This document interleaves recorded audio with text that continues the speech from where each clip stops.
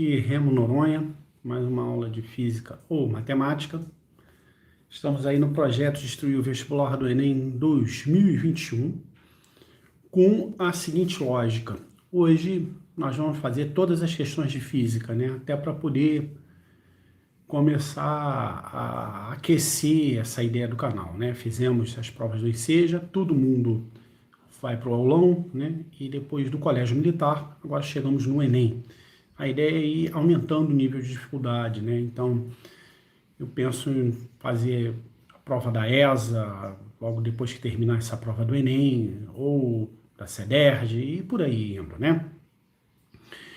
O que acontece é que a prova do Enem é muito extensa e eu não quero fazer uma live interminável. Então, as questões de física hoje são bastante questões, acho que umas 15 questões, mas tem muita questão fácil, que é só bater um papo rápido e vida segue. E logo depois vamos ter 45 questões de matemática. Eu pretendo dividir de 9 em 9. Cada live vai fazer 9 questões, então a gente ir no sapatinho e tudo mais, criando aqui um espaço para tirar as dúvidas de quem as tiver, né? Ou se é que aparece alguém na hora da live. Como eu costumo dizer, se por um acaso eu estivesse fazendo fofoca, falando de futebol ou sei lá o que, né, dançando aqui, mostrando o meu belíssimo corpo, talvez fizesse um pouco mais de sucesso, né? Mas o negócio aqui é aula raiz, e espero que vocês gostem do trabalho, né? E nada impede também de vocês assistirem depois. Para assistir depois, tudo que a gente vai fazer aqui vai aparecer lá na playlist aulão, já tem algumas lá, e a gente vai engrossando essa playlist aí para ajudar vocês aí a atingir seus objetivos, combinado? Bem, chega de tirulilo lixo, tirulilo lá, né? Eu já falei para vocês que acompanham aqui a live que essa bolinha aí que tá aparecendo na minha carinha, eu não consigo me livrar dela. Vou tentar colocar um lugar que ela atrapalhe menos. E essa bolinha vai ficar aparecendo simplesmente o teto aqui do meu estúdio, né? Que na verdade é o lugar que eu faço um churrasquinho. Beleza? Então, vida que segue, começamos com a questão 96.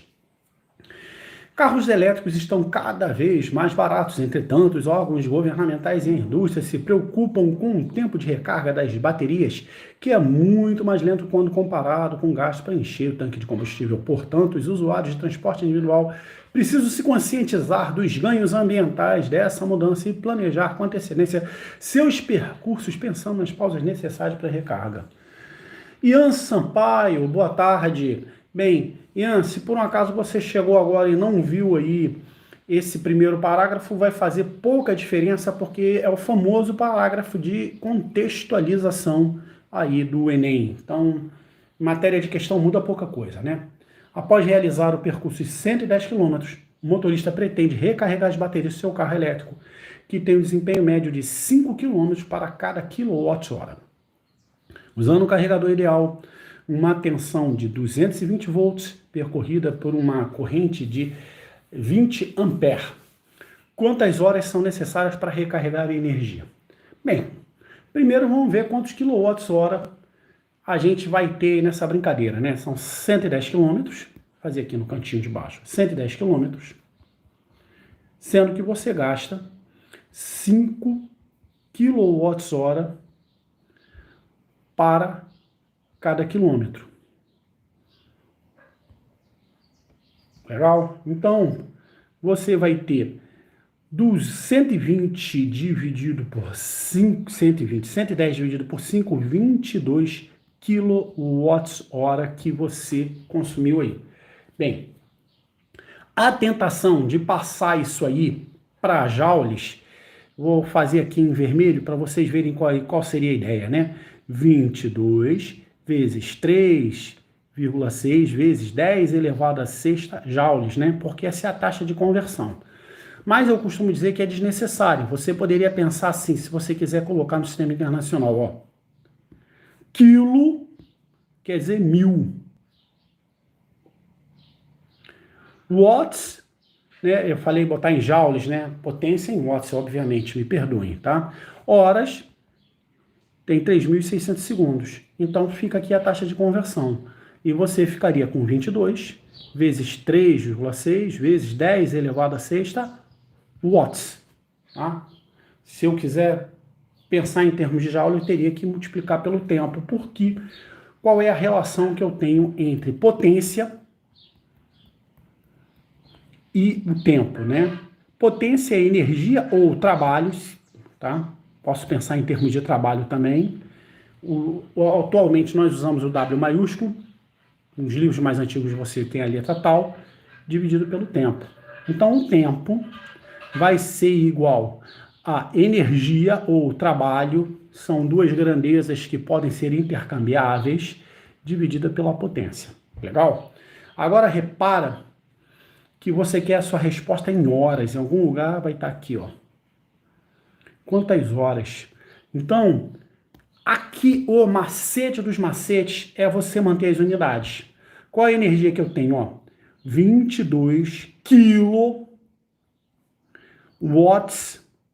hora. Qual é a potência? A potência vai sair daqui, ó. Deixa eu marcar numa cor diferente, ó. Quanto é que é a potência? A potência é a diferença de potencial multiplicado pela intensidade de corrente. Então, vai ficar diferença de potencial, 220 volts. Intensidade de corrente, 20 ampere. E unidade de potência, como está todo mundo no sistema internacional, watts. Agora, olha só. Na hora de fazer as contas, o que a gente pode fazer? Primeiro, watts em cima e watts embaixo. Repara que você já vai ficar com a resposta em horas aqui. Você não precisa converter ninguém para segundo. Já deixa isso aí em horas. Legal? E outra coisa que você pode cortar aqui, ó. 22 por 220 dá 10 aqui. Beleza? Então a tua conta vai ficar 1.000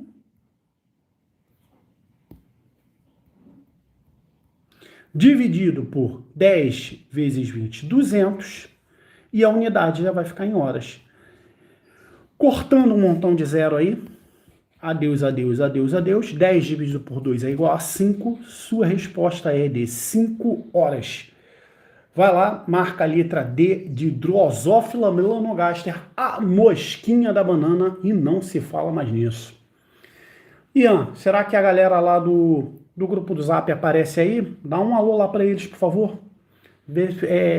Fica legal, fica animado se por acaso tiver mais gente, né? De qualquer forma, se tiver alguma dúvida aí em alguma resolução, e a cada resolução que eu fizer, eu dou uma paradinha aqui para xixi, café, chiclete, aí é o momento de vocês fazerem as perguntas, tá? Lembrando que eu tenho um delay. Valeu, Ian, obrigado.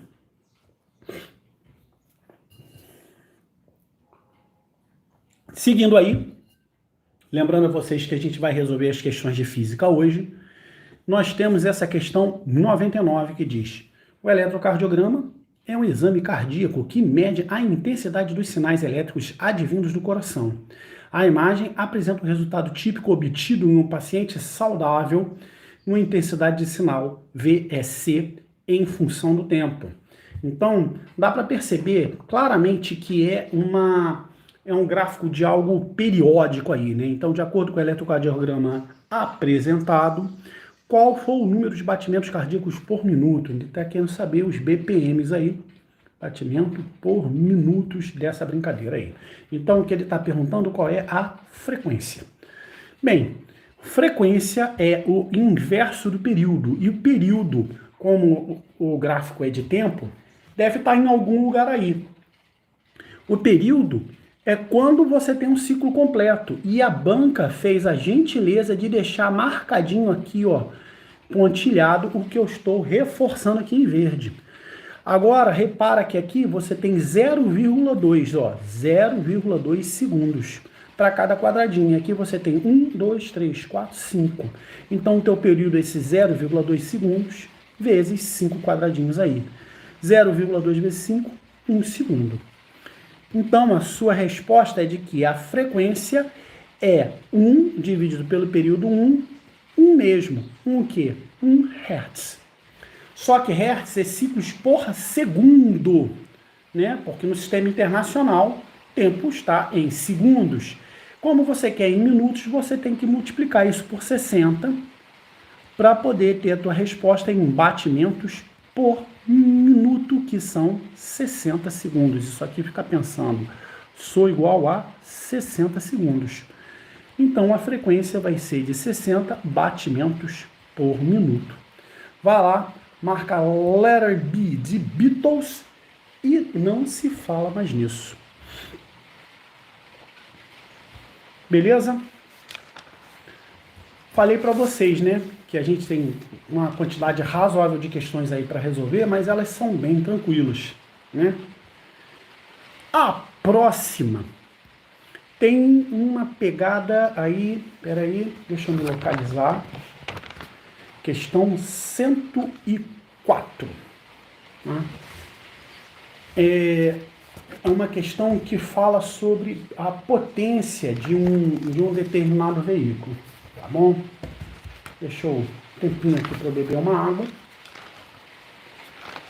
E a gente se localizar aqui. Bem, analisando a ficha técnica de um automóvel popular, verificam-se características em relação ao seu desempenho, considerando o mesmo automóvel em duas versões, uma delas funcionando a álcool e a outra funcionando a gasolina. Tem-se os dados apresentados no quadro em relação ao desempenho do motor. Considerando desprezível resistência de ar, qual versão apresenta a maior potência? Bem, o que ele está dizendo aqui? Ó? Velocidade inicial e a velocidade de 100 km por hora, e em quanto tempo de cada um deles, e a velocidade máxima. Bem, a gente acabou de ver, potência é o quê? Trabalho dividido pelo tempo. Só que a gente pode pensar também em trabalho como ideia de energia. E nesse caso aí, como é energia de movimento, vai ser ligado à variação da energia cinética, no caso dividido pelo tempo. Legal? E vamos ver o que diria antes. Letra A. Com a versão gasolina, consegue a maior aceleração, que desenvolve uma potência. A gasolina demora mais tempo, então a aceleração, justamente o contrário, né? A aceleração é menor. Então a letra A é absurda. Com a versão a gasolina, atinge a maior energia cinética. 165, 163, tudo bem. E essa aqui desenvolve maior potência. Bem, não é bem isso a potência, não. Não interessa somente a velocidade final, mas o quanto tempo demora para atingir essa velocidade final. Então essa daqui está meio capenga. Eu acredito que não esteja correta. Letra C. A versão álcool apresenta a maior taxa de variação de energia cinética, que desenvolve maior potência. Olha só, como o tempo é menor, a taxa de variação de energia cinética é maior. Então a letra C está redondinha, que era justamente o que faltava aqui na letra D. Letra D. Com ambas versões apresentam a mesma variação de velocidade no cálculo da aceleração, a potência desenvolvida é a mesma? Não. A gente já explicou isso aqui na letra C. Na letra D, que também deve estar errada, como a versão da gasolina, o motor fica trabalhando por mais tempo, atingir 100 km por hora, que desenvolve maior potência, é justamente o contrário. Então, a questão 104, a resposta dela é a letra C de cachorro louco, em uma questão simplesmente teórica. Beleza? Bem, tranquilaço até aí para quem estiver acompanhando. Ian, eu não havia conseguido fazer essa questão antes. Acredito que você esteja falando da questão 96, né? Porque eu acabei de fazer agora já a questão 104, mas como eu tenho um delay, eu acredito que você esteja falando dessa anterior. Legal? Então, avançando aí, temos a questão 105.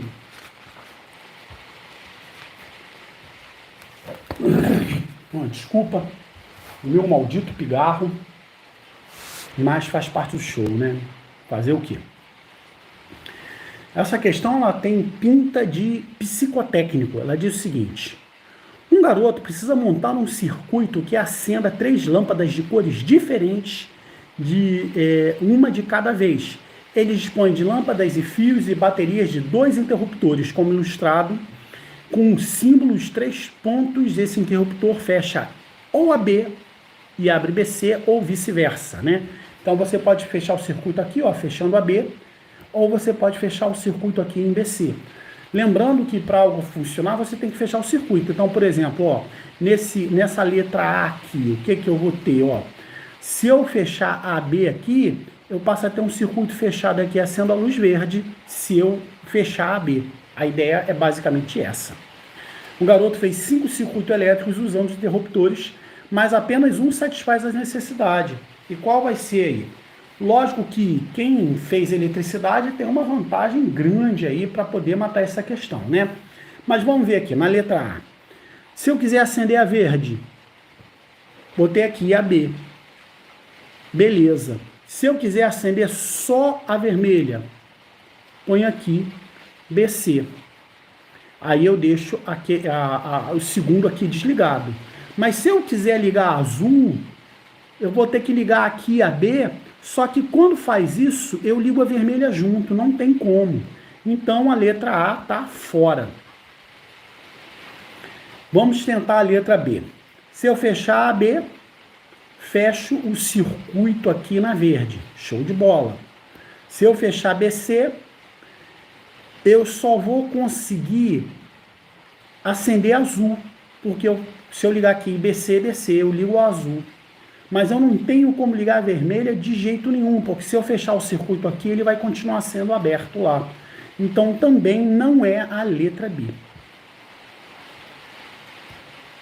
Na letra C, a gente não precisa nem olhar ela, né? Porque esse circuito aqui vai estar sempre fechado, a luz azul vai ficar acesa de qualquer maneira, então também não adianta. Na letra E, se eu ligar aqui, eu ligo a vermelha e a verde junto, porque eu vou ter circuito fechado por aqui e por aqui. Então também não tem jeito, só pode ser a letra D, né? Então vamos lá. Se eu quiser ligar a verde, deixa eu pegar aqui a canetinha verde. Eu ligo a B da primeira e tá show de bola. Não preciso mexer em mais nada. Legal? Se eu quiser ligar a vermelha, eu ligo BC da primeira. Deixa eu dar uma melhoradinha na letra. Se eu quiser ligar a vermelha, eu ligo BC na primeira. E depois, basta ligar AB na segunda.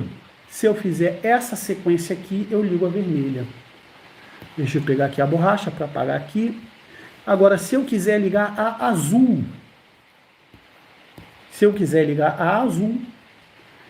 eu vou ter que ligar BC na primeira e BC na segunda.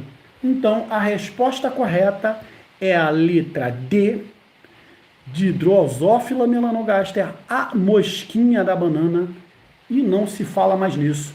É uma questão que mudou muito aí a ideia de questões normais do Enem.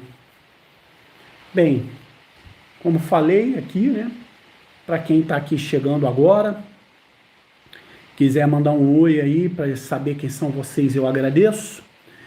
Já resolvemos 1, 2, 3, 4 questões em menos de 15 minutos e explicando elas bonitinho, né?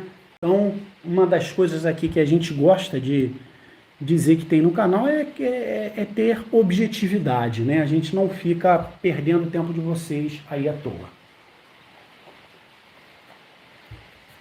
A ideia é um canal, nada impede de eu fazer uma piadinha ou outra, mas a coisa ágil, só para dar uma quebrada, né? É um canal que a gente prima pela agilidade, né?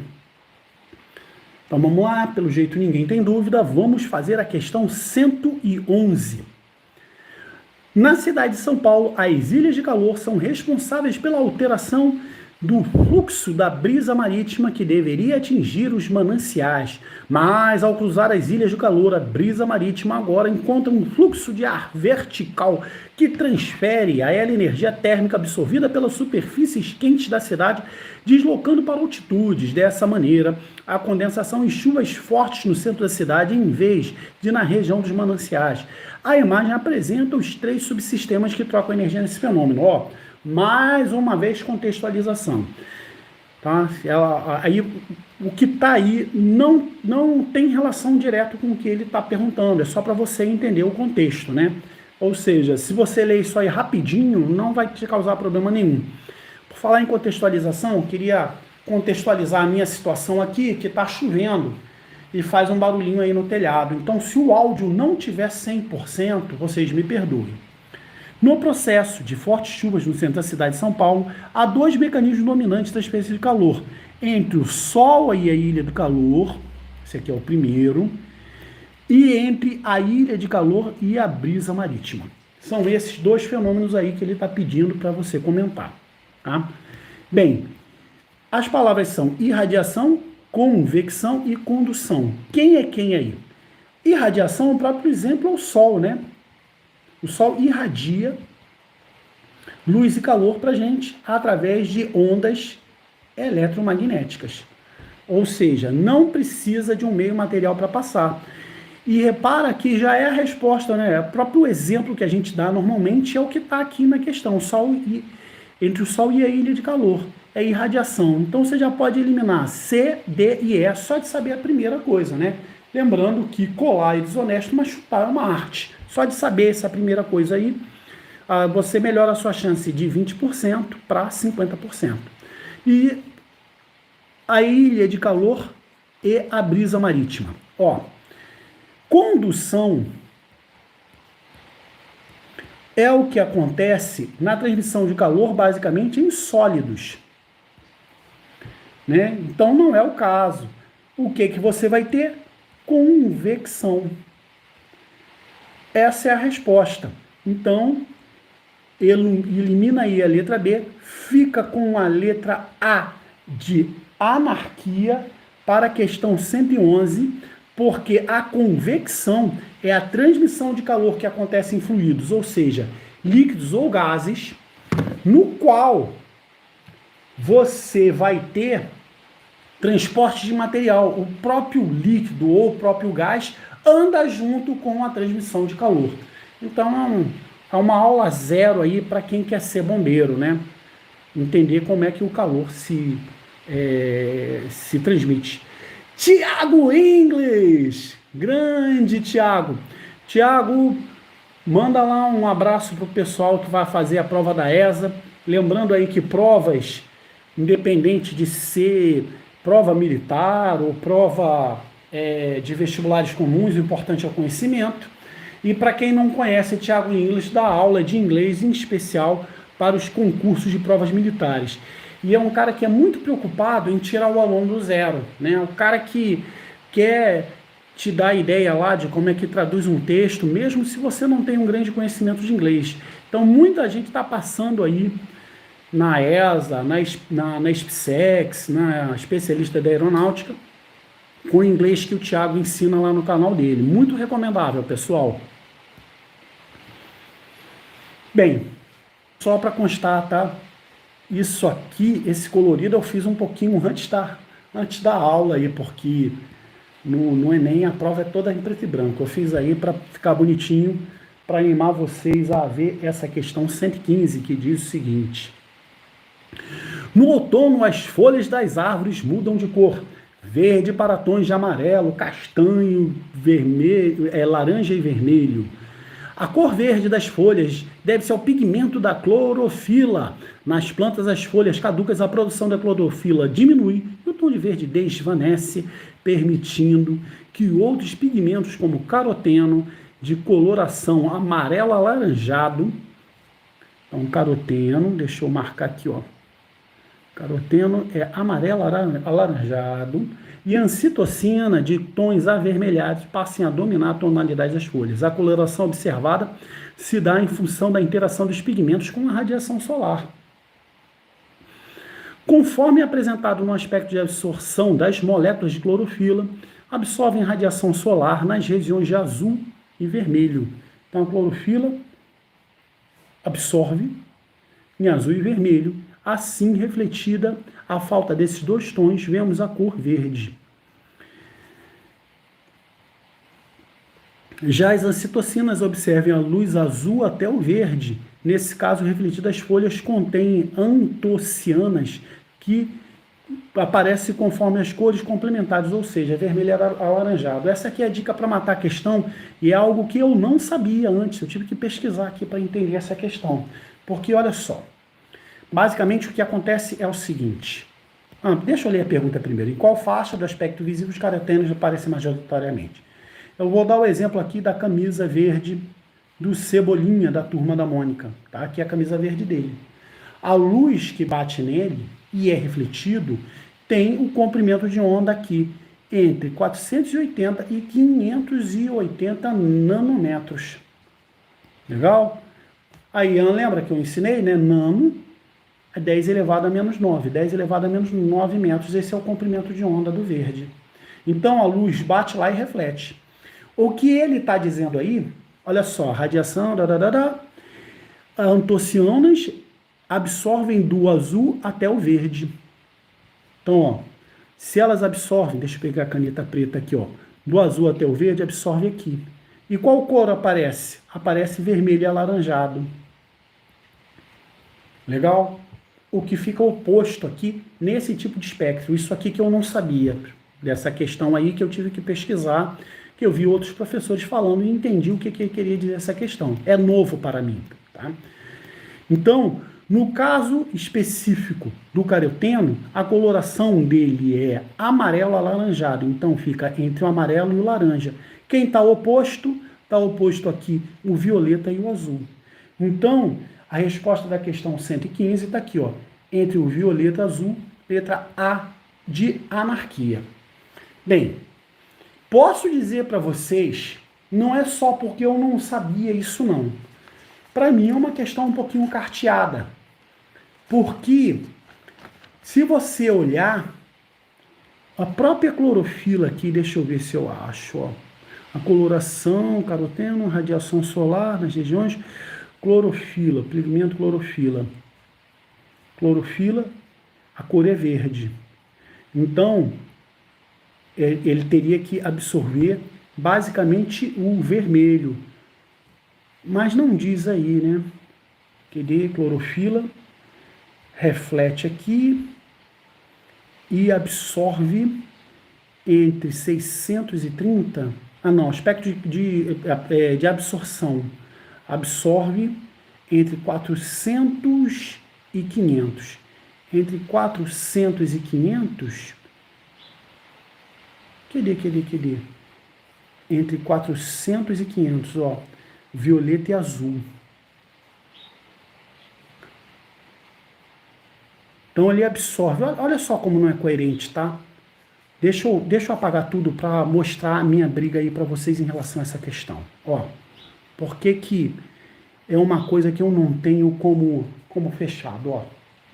Clorofila. Vê aqui, ó. A clorofila está aqui. Enxergamos? O que vai absorver? Vai absorver entre 400 e 500. Tá? Entre 400 e 500. Então, vai absorver violeta e azul. Então, como ele absorve violeta e azul, e absorve também um pouquinho de entre 600, aqui um pouquinho entre 600 e 700. Por que a clorofila ela não estabelece também a cor amarelo? Tá? Então, me perdoe aí a banca, mas essa visão aí para mim é um pouquinho carteada. Tá? Eu não concordo totalmente com a construção dessa questão. Mas outros professores que entendem mais do assunto falaram sobre essa coisa aqui, tá? Nesse disco, que inclusive eu senti a falta do índigo, né? Porque são 7 cores do arco-íris, está faltando índigo aí. Que a visualização fica dessa forma. Beleza?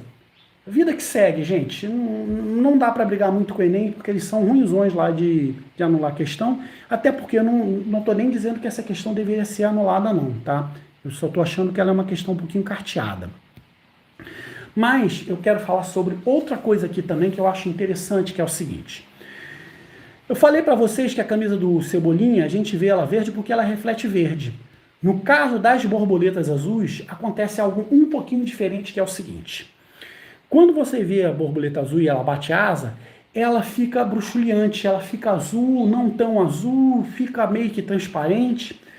Então, a asa dela é basicamente transparente, mas as escamas, elas têm um espaço aqui por onde a luz pode refratar. Só que a luz vai refratar num comprimento de onda parecido com o tamanho do espaço entre as escamas, que está em torno ali da ordem de grandeza de 450 nanômetros. E 450 nanômetros está aqui, ó, no azul. Por isso é que a borboleta azul, ela não é azul necessariamente porque ela reflete o azul, mas é porque ela deixa passar o comprimento de azul entre as escamas delas. Conforme a borboleta muda a angulação para o raio de luz, essa medida aqui muda. Por isso é que a cor fica bruxuleante. Bem, espero que vocês tenham achado interessante, né? E nada impede que isso também vire alguma questão algum dia aí, né? Porque é um fenômeno, na minha opinião, top. Super interessante. Beleza? Outra questão que para mim, se por um acaso fosse rigoroso, não se sustenta muito também não, né? Mas essa daqui também não chega a ser um motivo enorme de briga não. Vamos nela. Aguinha para mim. Questão 116. Cordel intitulado Senhor dos Anéis, de autoria de Gonçalo Ferreira da Silva, lê-se a cestilha, a distância em relação ao nosso planeta amado. Pouco menos que ao Sol, ele está distanciado, e menos denso que a água quando está em normal estado. Então, ó, menos denso que a água, é o Senhor dos Anéis, e está mais perto da Terra do que do Sol. Então, são essas três informações. Só com uma você mata a questão, ó. Densidade da água, ó. 0,7. A densidade da água, desculpa, a densidade média relativa do planeta, né? 0,7. Porque da água é 1. Porque a água é justamente o que a gente usa como medida para poder calcular a densidade, né? Que é a comparação das massas específicas de substâncias diferentes, né? Ou de corpos, né? Dependendo do teu contexto aí. Então, a resposta é Saturno, ó. É o Senhor dos Anéis, né? Rita Lee diz, por você eu vou roubar os anéis de Saturno. Então vai lá e marca a letra ali. Tá? Na questão da distância, é que a coisa fica um pouquinho complicada. Eu vou dizer o porquê. Ó. Vou fazer um desenho aqui esquemático pequenininho. Está aqui o Sol. Está aqui a Terra. Fora de escala, tá, pessoal? Está aqui a Terra. Está aqui Saturno. Os seus anéis. Legal? Só que o que impede que esse arranjo aconteça dessa forma, no qual Saturno esteja lá do outro lado, porque a órbita você não necessariamente vai ter que estar do mesmo lado. Então, a distância que Saturno está do Sol ou da Terra vai depender do momento da órbita dele. Então, para mim, esse detalhe aí da distância, ela não se sustenta nessa questão. Beleza? Seja como for, tá razoável, eu não brigaria por essa questão não, tá? É um detalhe que pode ter escapado aí de muita gente, mas vida que segue. Agora, vamos lembrar um pouquinho do sistema solar. Tô com o celular aqui perto para poder ver se alguém tem alguma conversa, né? Ele acabou de desabar. Bem, fiz o sistema solar absurdamente fora de escala, até porque o Júpiter tá maior do que o Sol, né? E o meu mnemônico para lembrar a ordem, né? Minha avó tinha muitas joias, só usava no pescoço. Mercúrio, Vênus, Terra, Marte, Júpiter, Saturno, Urano, Netuno, Plutão. Legal? Bonitinho, né? É legal esse negócio de você ter mnemônicos, né?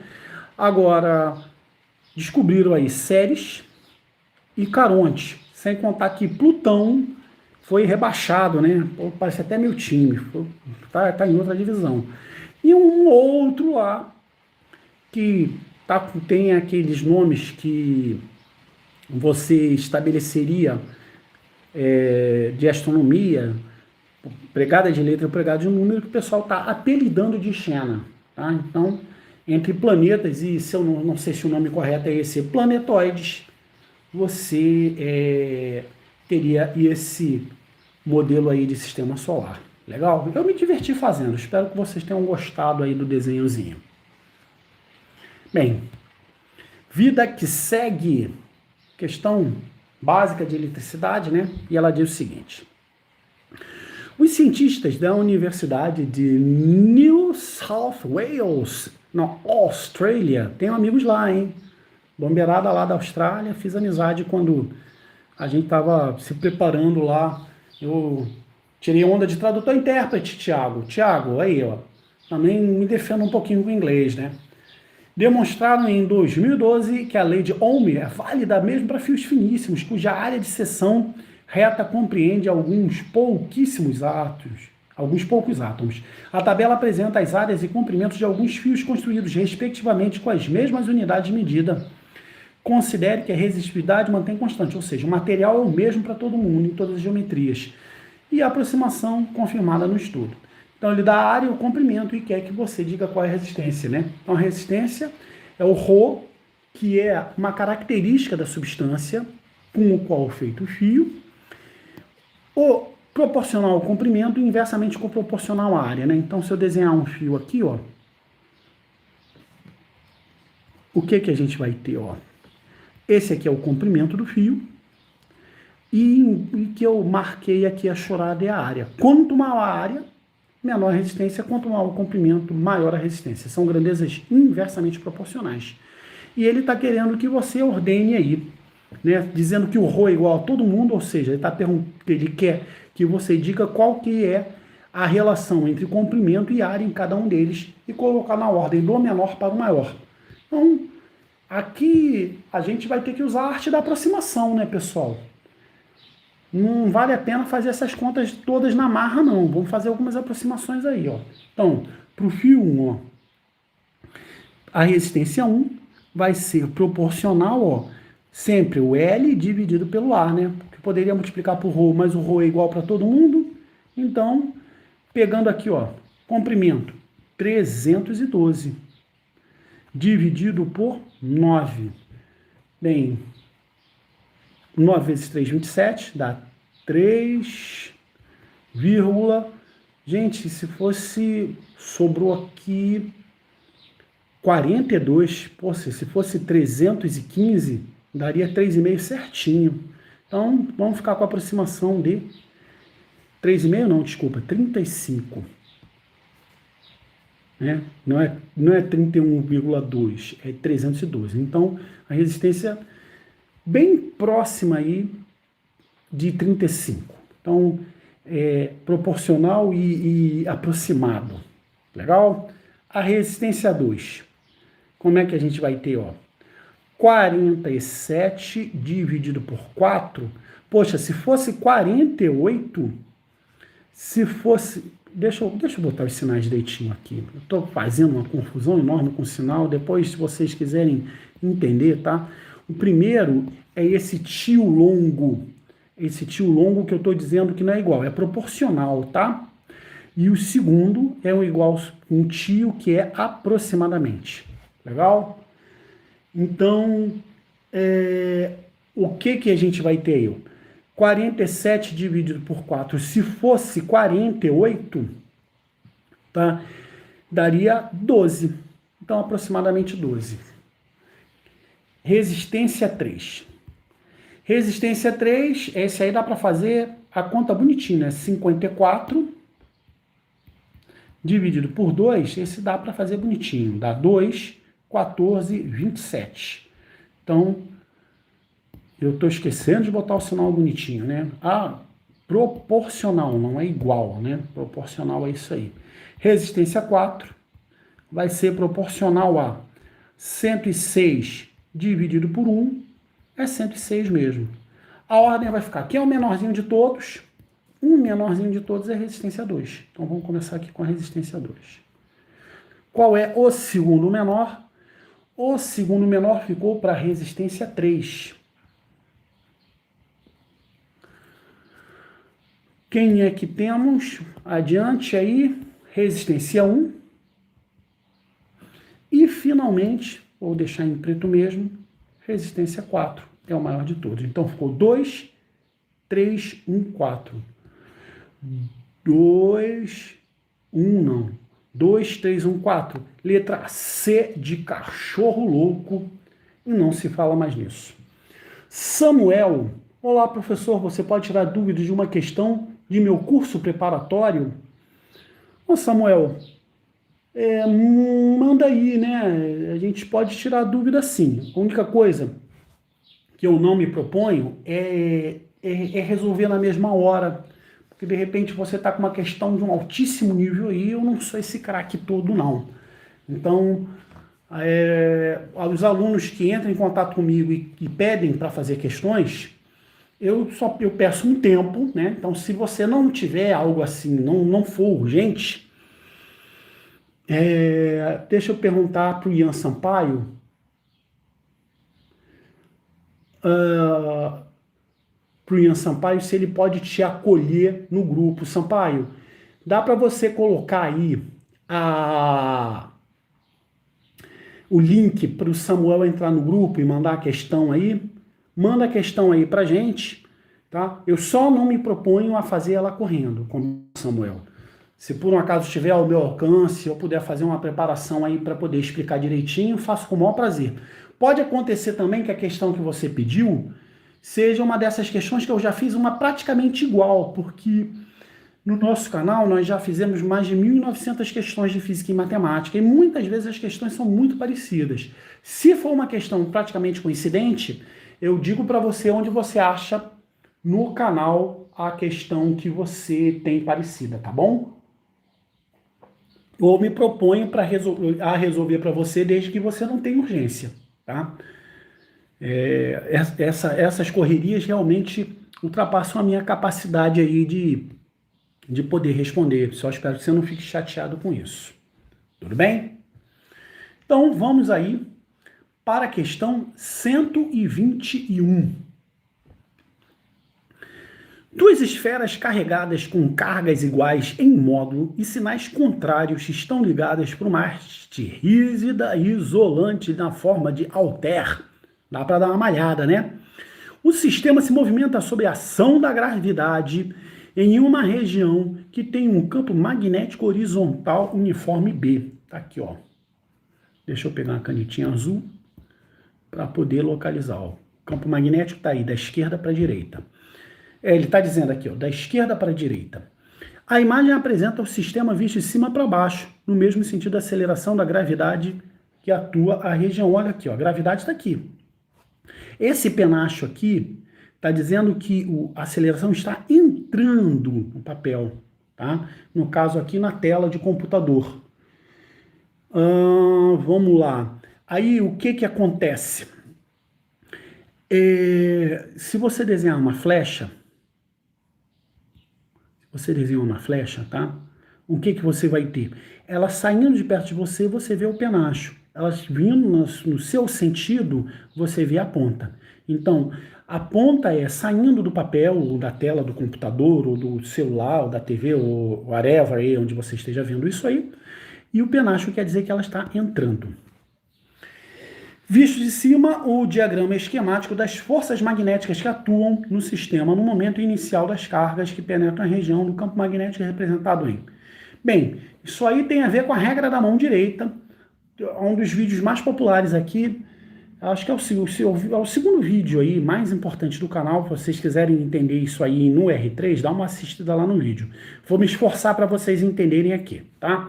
Tá aqui a minha mão direita, dedinho quebrado, porque eu cismei algum dia na vida que era goleiro e isso ficou assim. O que acontece? Na hora que você estende a mão e o seu polegar apontando vai tomar carona na velocidade e o teu dedo médio no campo magnético. Então, se a carga for positiva, por uma carga positiva aqui, ó, você vai ter uma força magnética como se estivesse vindo da palma da tua mão. Legal? Então, ó, que é a carga positiva. Legal?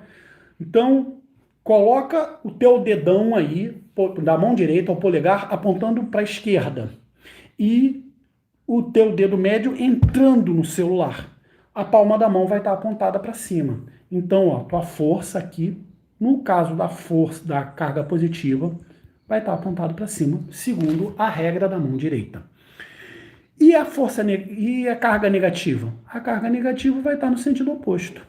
Então, vou chamar de força magnética 2.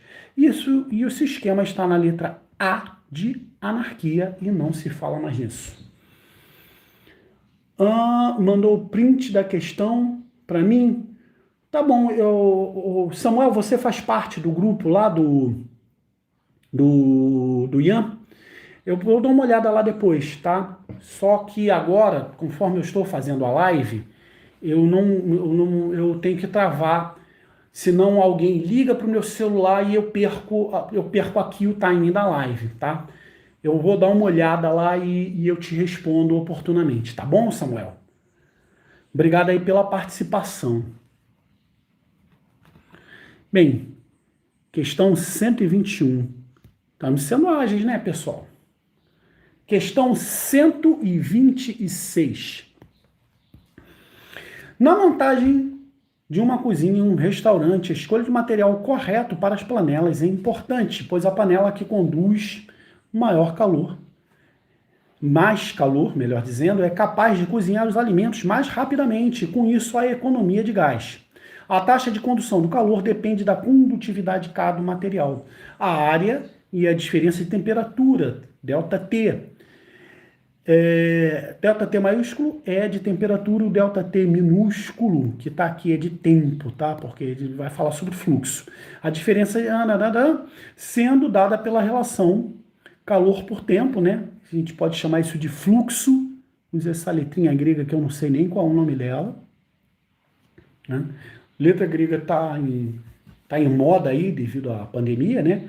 Que é K, que multiplica a área, a diferença de temperatura dos dois lados da panela, dividido pela espessura, né? Então, todo mundo diretamente proporcional, exceto a espessura da panela. Se é panelas com dois materiais, a taxa de condução é dada por... Opa, tem uma fração doida aqui para a gente fazer uma conta depois. Deixa ela aqui, vou até pegar uma outra cor para deixar ela em separado aqui. Legal? Pode ser útil aí a gente ter esse conhecimento. D1 e D2 são as espessuras dos dois materiais e K1 e K2 as condutividades de cada material.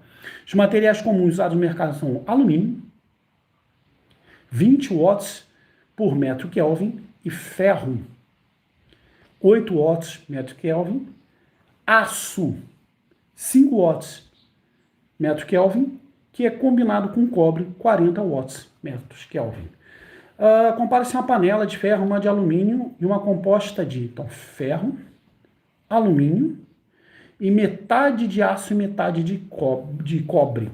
A espessura de todas é mesmo igual ao total, com o mesmo fundo.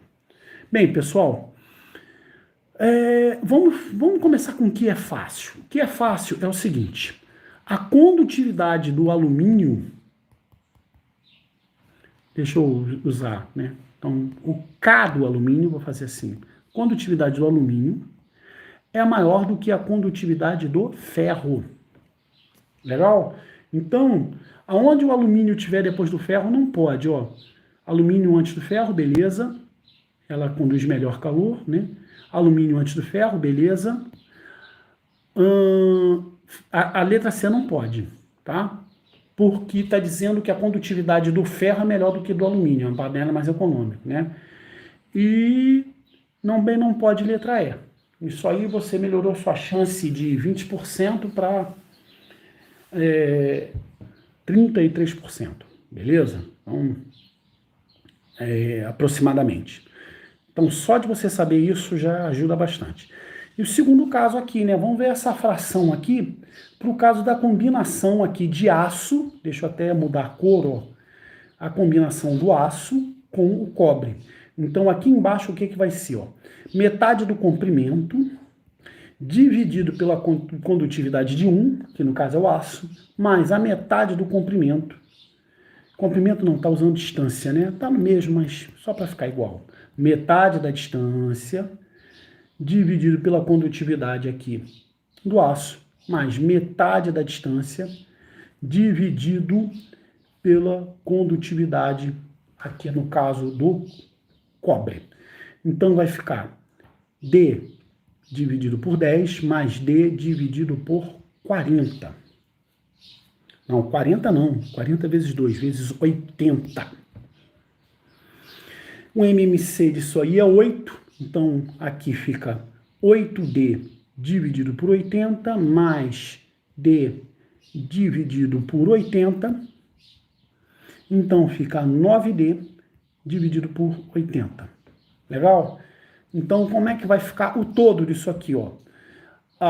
O fluxo, nesse caso aqui, vai ser a área mesma, a variação de temperatura é a mesma, e você vai ficar com 9D dividido por 80. Como está dividindo e dividindo, é a mesma coisa que multiplicando. Então, fica 80 dividido por 9 vezes a área, vezes a variação de temperatura, dividido por D. Gente, se você comparar com essa fórmula daqui, ó, tá tudo igualzinho. Só que esse valor aqui é o novo K. Vamos trabalhar com aproximação? Então, o K combinado do aço mais cobre vai ser 80 dividido por 9. Poxa, se fosse 81 dava 9, né? Então, aproximadamente 9. Bem, a do ferro é 8, a do alumínio é 20, está entre um e outro. Então, você vai ter que inserir aqui o K do cobre mais aço. Isso aí da questão 126. Vamos lá. O menorzinho é alumínio, então eliminando aqui. Cobre, aço e ferro. Letter B, The Beatles. Letter B, The Beatles. E não se fala mais disso. Beleza? Ih, tá com cara de química. Mais uma questão cheirando química aí, tá? Que é isso aqui tudo. Só pelo desenho a gente vê que é uma pilha. Eu não lembro, tá? Quem é o cátodo, quem é o ânodo. Eu fiquei de pesquisar, acabei de esquecendo disso, não sei quem é positivo e quem é negativo aqui. Mas aqui é importante que repara que a ligação entre uma pilha e outra, você fez a ligação correta. Se um é positivo, o outro negativo e vice-versa. Então isso aí é o que me interessa para poder matar essa questão em se tratando de física, legal? A parte aí de formação de pilha, poxa aí direitinho, deixo com o meu amigo Marcelo do canal Plantão Química, combinado? Vamos lá. Questão 127. É possível ligar aparelhos elétricos de baixa corrente utilizando materiais comuns de laboratório no lugar das tradicionais pilhas. A ilustração apresenta a montagem que faz funcionar um cronômetro digital. Então tá aí todo o esquema. Uma pilha aqui, outra pilha aqui. Aí você vai ter um circuito passando por aqui, ó, pelo aquilo que você vai ter querendo ligar. E em paralelo, como é a boa prática, você liga o voltímetro. Legal? Usando a representação de projetos elétricos, né? O sistema como vai ser. Bem, vamos fazer a representação bonitinha aqui, ó. Uma pilha, que é a parte negativa e aqui é a parte positiva. Eu não sei qual é cobre e qual é zinco. Não me cobrem isso porque eu não tenho ideia, tá? O importante é que tá ligado bonitinho. Porque, ó, tá vendo que essa aqui tá errado? Você tá botando de frente negativo com negativo, aqui você não vai ter corrente. Então, já pode eliminar a letra C logo de cara, tá? Então, ó, negativo, positivo, essa é a sequência. Não sei se está aqui para lá ou de lá para cá, como já falei para vocês. Você ligou no circuito aqui a sua resistência, que no caso é do cronômetro. E em paralelo a isso tudo, você ligou o voltímetro. O lance aqui, uma vez que você fez isso, qualquer uma dessas três linhas aqui, ó, você pode botar elas, a linha 1, 2 e 3, você pode colocar em qualquer ordem que é a resposta, tá bom? Importante é que o voltímetro esteja em paralelo. Bem, letra E é absurda. A letra E está dizendo que são 4 pilhas, na verdade são 2. A letra D ele representou a pilha como resistência, está estranhíssima. A letra D não dá nem para entender o que ele quer dizer. E a letra B está redondinha, mais uma vez, letter B de Beatles. E não se fala mais nisso. Para a questão 127, letter B de Beatles.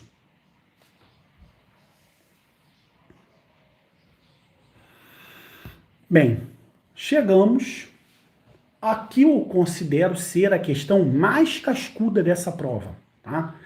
E assim, bem diferente do que o Enem cobra normalmente, tá? Mas acompanhe o raciocínio aí que vocês vão ver que não tem nada demais. Canetinha azul para a gente fazer as anotações e diz: a figura foi extraída de um antigo jogo para computadores chamado Bang Bang. No jogo, os competidores controlam os canhões A e B, disparando balas alternadamente com o objetivo de atingir o canhão adversário. Para isso, atribuem valores estimados no modo da velocidade inicial, V0, e o ângulo de disparo, θ. Em um determinado momento da partida, o competidor faz disparar uma bala com um ângulo de 53 graus e passou tangenciando o ponto P aqui, ó. Então a bala fez isso aqui, ó. Ela tangenciou o ponto P. No jogo, G igual a 10 metros por segundo ao quadrado, seno de 53 graus é 0,8, cosseno 0,6, é na verdade um triângulo 3, 4, 5, tá? Vou mostrar isso para vocês. E resistências, forças resistivas são desprezíveis. Com base nas circunstâncias dadas e mantendo o último ângulo de disparo, qual deveria ser aproximadamente o menor de V0, que permita o disparo atingir de A, B, atingir A. Bem, os pontos que a gente tem, esse ponto aqui inicial, tá? Então vamos jogar um eixo aqui, ó. Um eixo Y para cá e um eixo X para cá. Vamos usar interdependência de Galileu. Antes que alguém me pergunte aí, não adianta você jogar fórmula de alcance, porque isso aqui não chega ao chão. Então você tem que separar o movimento no eixo X e no eixo Y. E o outro ponto que você tem conhecido é esse ponto aqui A, que fica a 120 metros em X e fica a 35 metros em Y. Legal? Então é isso aí que você vai usar para matar a questão. Bem, para começo de conversa, vou desenhar um triângulo, ó. 3, 4, 5. Legal? Vou marcar aqui. Eu usei verde para o eixo X. Então, esse aqui vai ser V0 cosseno 0,6, então 0,6 V0. E em azul mesmo, né? Vou ter 0,8 V0, porque é o seno, tá? 0,8 seno. E vou deixar em roxo a velocidade inicial com um ângulo aí. Por que eu estou dizendo que é o triângulo 3, 4, 5? Ó, 3 dividido por 5 é 0,6. E 4 dividido por 5 é 0,8. Então, se trata de um triângulo 3, 4, 5, como eu disse desde o começo. Legal? Então, o que acontece? Dá para a gente ver, ter uma ideia de quanto tempo demora esse movimento aqui. Porque em X, o movimento é mais simples. Porque a aceleração que você tem está em Y. Em X, você vai ter um movimento uniforme. Então, ó, em X, você tem um MU aí. Legal? Então, o que você vai ter? Ó? Delta X é igual a Vx multiplicado pelo tempo. E quanto é que você vai andar? 120 metros. Quanto é que é Vx? Vx se mantém constante, 0,6 V0, que multiplica o tempo. Aí você pode dizer que o tempo vai ser 120 dividido por 0,6, dividido, não sei por que eu estou multiplicando, V0. Multiplicando todo mundo por 10, eu vou ter 1.200, dividido por 6, V0. 12 por 6 dá 2, então 200 dividido por V0. Aí você fala assim, Remo, você disse que ia dizer quanto é que era a velocidade, quanto era o tempo? Sim, quanto é que é o tempo é em função da velocidade inicial. Guarda isso aí, ó. Beleza? Então, vou abrir mais uma página aqui. Seguindo página. Se eu fosse mais previdente, eu já teria deixado isso aí. E vou guardar aqui essa conta, que o tempo que isso aí demora é 200 dividido pelo V0. Então, o tempo que o movimento acontece é 200 dividido pela velocidade inicial, que eu estou querendo saber. Legal?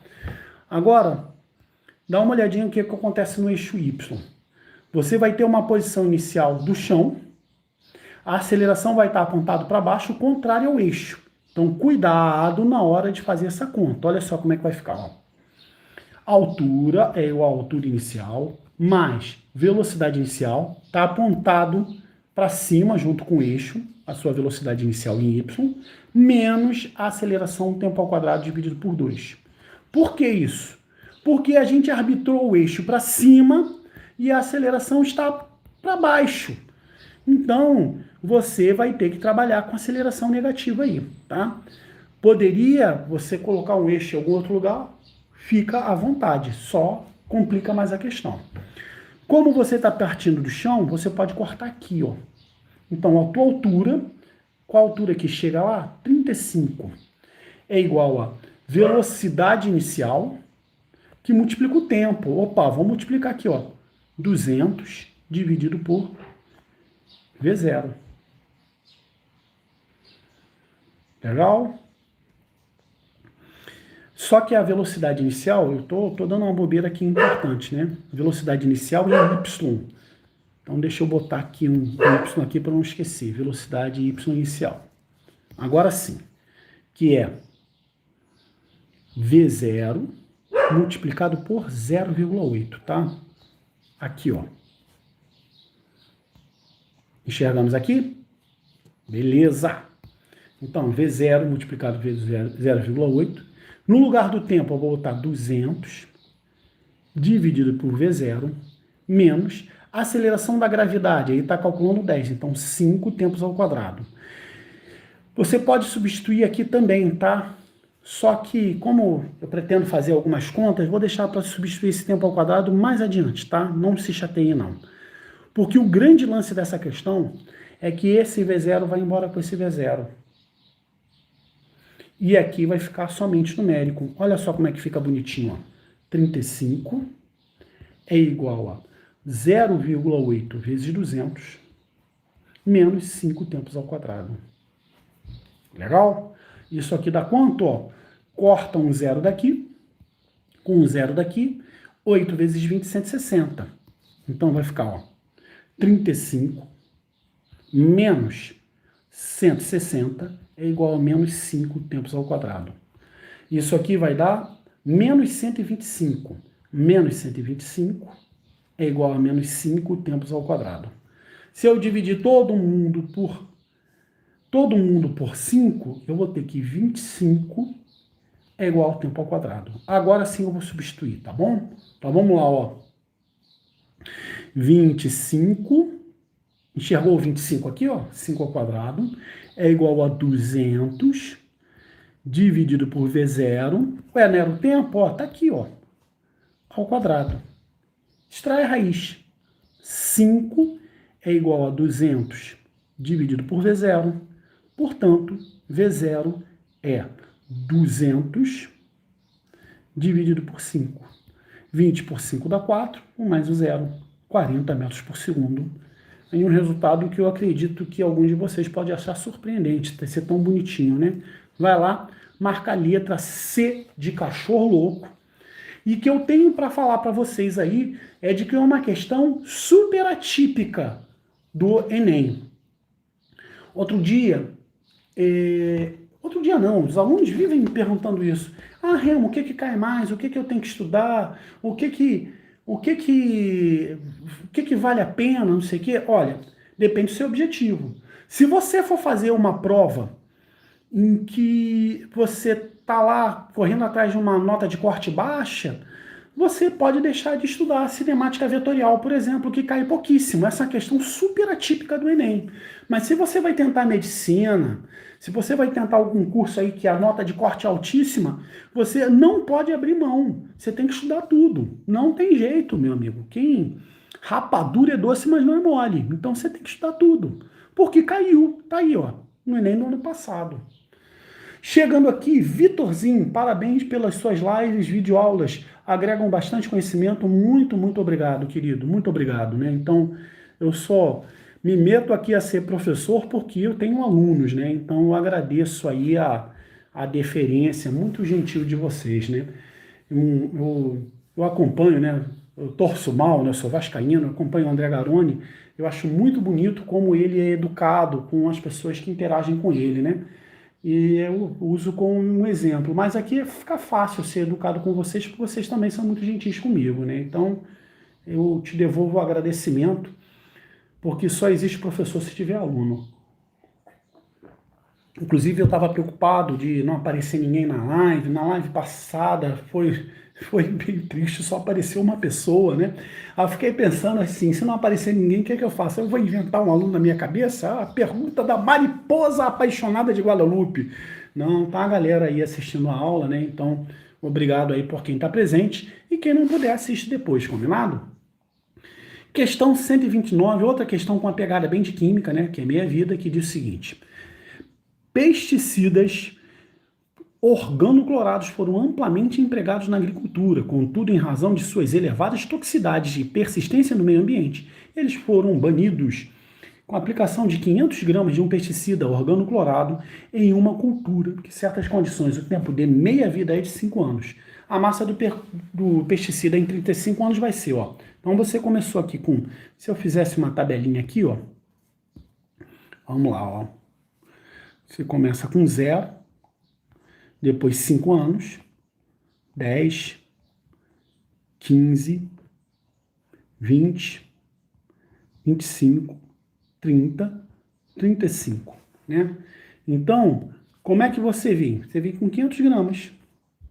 Como é meia vida, em 5 anos, divide por 2, 250.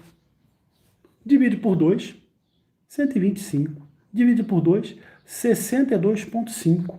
Divide por 2, 31,25. É isso? Estou fazendo a conta aqui de cabeça, 31,25. Parece que está correto. Gente, já dá para eliminar essa e, poxa, como eu vou dividir de novo, dá para cortar a letra B. Então, na arte do chute, vai lá, marca a letra A de anarquia e não se fala mais nisso. Legal? Então, se eu sou aluno, cheguei até aí, acabou a questão. Ah, Remo, como é que faz na moral? Na moral, você tem que pensar em termos de uma PG. Quem é a PG? Ó? AN é igual a A1, que multiplica a razão, Q elevado a N menos 1. Cuidado, porque esse aqui é o oitavo termo, né? 35 dividido por 5 é 7. Aí você pensa, sétimo termo? Não, o oitavo. Porque você começou aqui com o termo 0. É o oitavo termo, legal? Então, ó, teu A8 vai ser igual ao seu A1, 500. A razão é meio. N menos 1 elevado a 7. Então, ó, 2, 4, 8, 16, 32, 64, 128, 256, 1, 2, 3, 4, 5, 6, 7. Então, o teu oitavo termo é 500 dividido por 128. Repara aqui que os valores estão super espalhados. Você pode pegar a calculadora, dividir na marra, não é necessário. Porque, olha só, se aqui fosse 125, é justamente 4 vezes 500. Então, ó, aproximadamente 4. Aproximadamente 4, 3,9, letra A de anarquia. E não se fala mais nisso. Eu não estou a fim de fazer essa conta na marra não, combinado? Mas se vocês quiserem fazer, pode mandar lá ver que o resultado vai ser esse aí. Show de bola? Bem, chegamos a quase 43 minutos de live e chegamos à última questão, tá? A coisa foi muito mais ágil do que eu imaginava, né? Pensei que iria ser mais demorado, né? Questão 134. O centro dos ventos é composto por várias barras metálicas de mesmo material e espessura, mas comprimentos diferentes, como mostra a figura. Eu tenho um desses aqui em casa, né? Durante as aulas aí, de repente você ouve aí o blim blim blom desses aí, né? Considere que F1 e V1, respectivamente, é a frequência fundamental da velocidade de propagação do som emitido na barra de menor comprimento, e F2 e V2, então, ó, o item 1 aqui para o comprimento menor, e o 2 para o comprimento maior. Então, F2 e V2 são essas mesmas grandezas, som emitido pela barra de maior comprimento. Relação entre as frequências fundamentais e as velocidades de propagação são.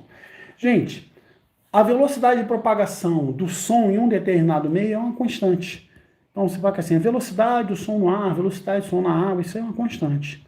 Então, já pode eliminar, ó, aqui, já pode eliminar aqui e já pode eliminar aqui. Porque V1 é igual a V2. Agora, qual vai ser a frequência menor? Ó, outra que cai mais do que água do céu, tá? Fundamental da ondulatória, né? E facinha de demonstrar, tá? Tem a demonstração aqui no canal. Velocidade é igual ao comprimento de onda que multiplica a frequência. E o comprimento de onda é proporcional ao tamanho da barra. Então, ó, o que vai acontecer? No caso do 1, então V, comprimento de onda 1, ele é pequenininho, você vai ter que ter uma frequência grande para combinar.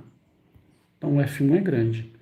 No caso do 2, o comprimento de onda é grande, né, porque a barra é maior, então você vai ter que ter uma frequência menor.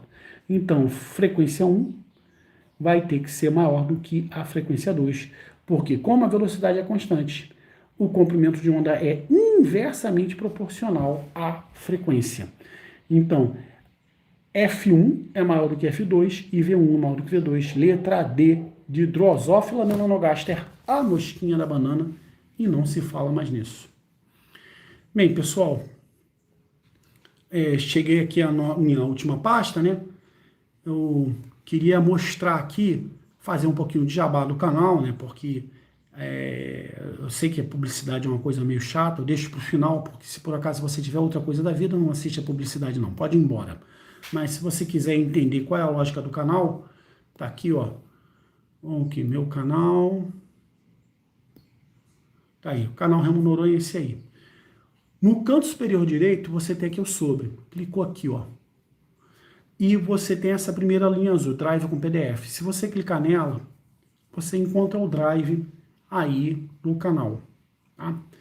E a ideia é de que a gente vai ter material gratuito para quem não tem a condição de pagar pelos cursos excelentes, maravilhosos, professores que sabem mais do que eu, que tem uma estrutura, que tem curso que a pessoa aprende sozinha, não sei o que lá, tudo bacana. A aula em si terminou, Thiago. Estou fazendo aqui a publicidade do meu canal, fazendo a sua também. Pessoal, se inscreve lá no canal Thiago English para aproveitar aí, tá bom? Tá cedo, mas a gente cumpriu o objetivo, né, Thiago? Agora, olha só, o que você pode encontrar aqui? As apostilas, todas as aulas que a gente tem, a gente pegou as questões e separou aí para vocês tentarem fazer. Se você tiver dificuldade de fazer qualquer questão, ou precisar da base teórica, basta clicar nessa linha azul aí que você volta justamente para a playlist.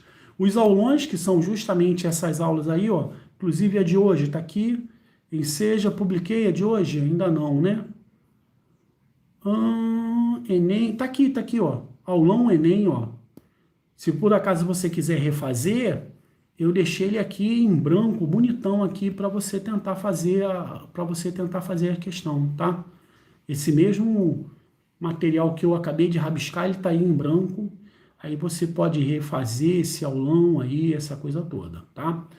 Outra coisa que a gente tem aqui, cronograma. Na verdade, eu botei o programa todo de física e de matemática aí, para vocês poderem adaptar Concurseiro que é esperto tem que ler o edital, tá? Aí você compara o cronograma que a gente colocou, o que que tem, né? Que eu coloquei com duas pegadas. Qual é o curso de física completo? Qual o número mínimo de horas que eu acho que um aluno que já é experiente deve estudar para poder relembrar? Se por acaso você está do zero, você vai precisar de mais tempo que isso, né? Vai precisar pelo menos dobrar. Legal?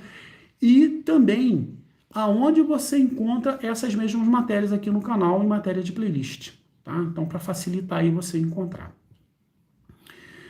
Imagens de questões é o seguinte: se por um acaso você tem algum amigo que é professor, você é professor e chegou aqui para poder tirar alguma dúvida de alguma questão ou indicar para os alunos estudarem, cada uma das provas aí eu estou separando as questões para você poder montar suas próprias provas, tá? Então, eu organizei para mim e pensei, por que não organizar também para as outras pessoas que quiserem, legal? Inglês, aí, Thiago, minhas dicas de inglês aí, caso você quiser utilizar, fica à vontade, tá? Mapas mentais, tem vários aqui. Lembrando que mapa mental só é útil depois que você estudou a situação, que eu gosto sempre de mostrar o de trigonometria, eu acho que é o mais, na minha opinião, é o mais bonito. Ficam uns desenhos bem legais. A trigonometria é top, né? Então, o basicão aí, 3, 2, 1, 1, 2, 3, 3, 2, 1, tudo sobre 2, né? Aí, uma coisa que eu acho que não ensinam muito, aonde você localiza o seno, o cosseno, a tangente, a cotangente, eu acho que isso aí dá uma visão legal, né? Aí, redução aos quadrantes, para cada um deles, a função seno, função tangente, as transformações, tá legal? Então, isso aí para você ter uma referência de estudo, tá? Plantão Química, se por um acaso você quiser estudar Química com o Marcelo, ele dá algumas dicas aqui para poder acompanhar o canal dele. Finalmente, cada uma das provas que eu resolvi, eu fui colocando aqui. Então, por exemplo, da CEDERJ. Da CEDERJ eu resolvi de 2016 até 2021. Aí, Thiago, prova militar, deixa eu ver uma qualquer, ó. ESA, deixa eu ver. ESA que tem mais aí. Ó, resolvi 3 anos da ESA. E tá aí a prova para o aluno que queira estudar, dar uma olhada aí. É isso, tá? Deixei um PDF também para você se localizar no canal. E basicamente isso aí que tá, né? Não, Thiago, ó, tá besurado mesmo, sem falsa modéstia. Deu muito trabalho fazer, e é um trabalho invisível, por isso que eu tô mostrando aqui no final da aula aqui, tá? O Drive é gratuito. O que tem ou é material que você pode compartilhar, porque são provas públicas, o que o servidor público faz é público.